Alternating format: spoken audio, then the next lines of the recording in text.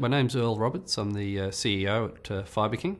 Company traces its origins back to 1926 when it started as a general engineering and blacksmithing shop just outside the CBD in Brisbane. From there moved into knives and saws, and that took them through into the timber industry. So over the next few decades became involved in very heavy engineering. So it was building entire sawmills, plywood mills, log handling equipment. Then from the timber industry moved into pulp and paper, and from pulp and paper through into packaging in the late 1950s. The vast majority of our operations are still packaging focused. Traditionally we've been involved in corrugate packaging, hence the name Fibre King, so fibre as in fibreboard. But in 2005 we started looking at returnable packaging. So with a move to a carbon-constricted economy and a green focus by consumers, a number of the larger retailers around the globe were moving towards using returnable plastic crates instead of one-way corrugate packaging.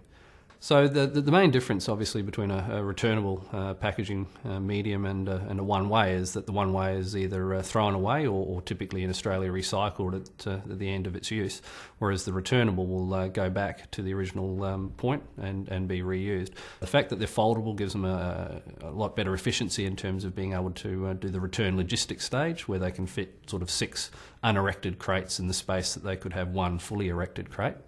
We're sort of reaching the point now in the Australian market where we're coming towards saturation, but we're very focused on the US market and deploying the technology there. So again, under a Queensland government grants program, this time the BIDI program, we received additional funding to adapt our technology to suit the American market.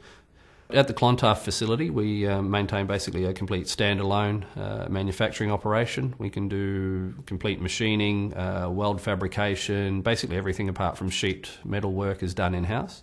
All our own electrical work, panel wiring, PLC programming, motion control. So this facility is really designed around 2 things.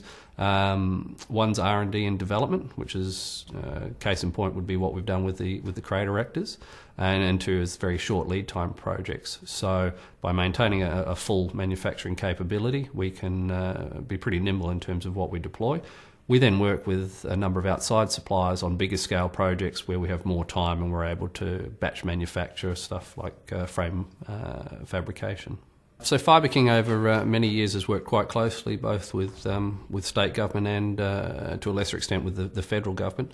Certainly Queensland state government has been instrumental in a number of projects, and particularly in the crate erector development, both with the QUIDS grant and then the BIDI grant to allow us to move it into the US market, and then also obviously through the support of the ATS, which has allowed us to showcase one product in particular, as opposed to a lot of the work we do is around general Fibre King promotion.